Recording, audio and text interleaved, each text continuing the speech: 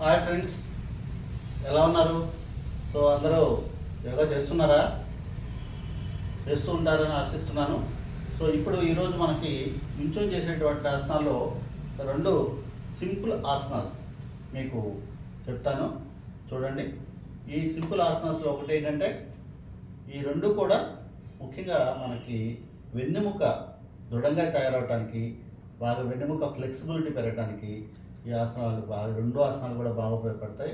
వెన్నెముక కనుక మనం స్ట్రాంగ్గా ఉన్నట్లయితే మనం ఎంత ఏజ్కి వెళ్ళినా కూడా మనం హెల్తీగా ఉంటాము. వెన్నెముక చాలా ఇంపార్టెంట్.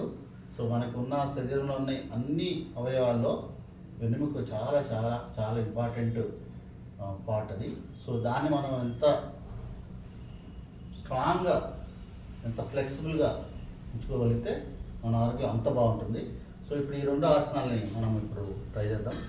ఒకటి అర్ధచక్రాసన, రెండోది పాదహస్తాసన. అర్ధచక్రాసన, పాదహస్తాసన ఈ రెండు చేయటం వల్ల మీకు వెన్నెముక స్ట్రాంగ్ అవుతుంది, పాదాలు, మోకాళ్ళు, థైస్ ఇవన్నీ కూడా స్ట్రాంగ్గా తయారై బ్లడ్ సర్క్యులేషన్ బాగా పెరుగుతుంది. సో ముందు మనం అర్ధచక్రాసన చేయాలంటే మీ రెండు చేతుల్ని ఇలాగా పొట్ట పైన ఇలా పెట్టుకొని, ఇలా నడుము పైన పెట్టుకొని, బ్యాక్ సైడ్ పెట్టుకున్నాక కరెక్ట్గా ఈ చుట్టి ఇక్కడ కరెక్ట్ ఇక్కడ పెట్టుకోవాలి.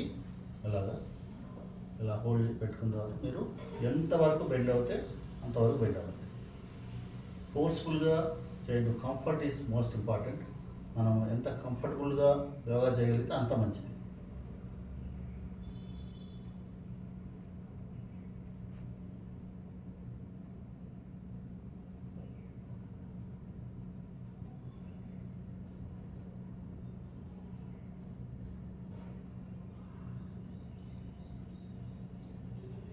ఒక 30 సెకండ్స్ ఉండండి.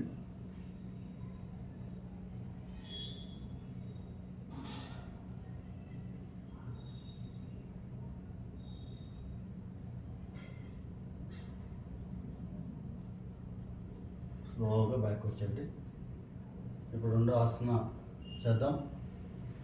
పాదహస్తాసన చెప్పాను కదా. అర్ధచక్రాసన చేయటం వల్ల ఈ పొట్ట దగ్గర, ఈ నడుము దగ్గర ఫ్యాట్ బాగా బర్న్ అవుతుంది. అలాగే మనకి వెన్నెముక దృఢంగా తయారవుతుంది, లంగ్స్ కెపాసిటీ పెరుగుతుంది. ఇప్పుడు మనము పాదహస్తాసన.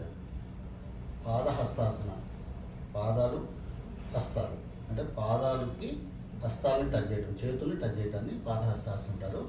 సో పాదహస్తాసన చేయడం ముందు మనం మీ రెండు హ్యాండ్స్ని ఇలా పైకి ఎంతవరకు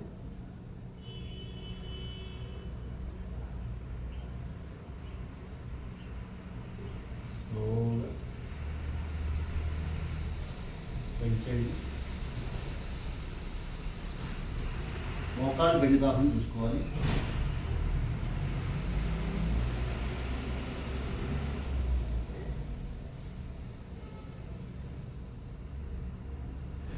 ఈ నాలుగు అంటే మీకు పాదాల వేళ్ళు, చేతుల వేళ్ళు సమాంతరంగా ఇట్లా ఉండాలి. ఇంకా బాగా ఎక్స్పీరియన్స్, బాగా ఫ్లెక్సిబిలిటీ ఉంటే బాడీ, మీరు మీ హెడ్ తీసుకెళ్ళి మోకాళ్ళకి ఇలా టచ్ చేయొచ్చు. ఇంతవరకు చేసినా కానీ మీకు బెనిఫిట్ ఈ ఆసనాలో వస్తుంది.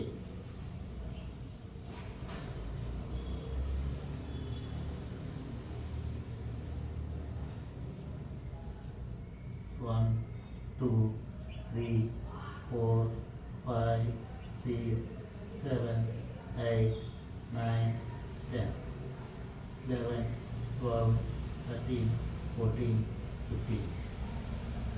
స్లోగా మీరు బ్యాక్ వచ్చి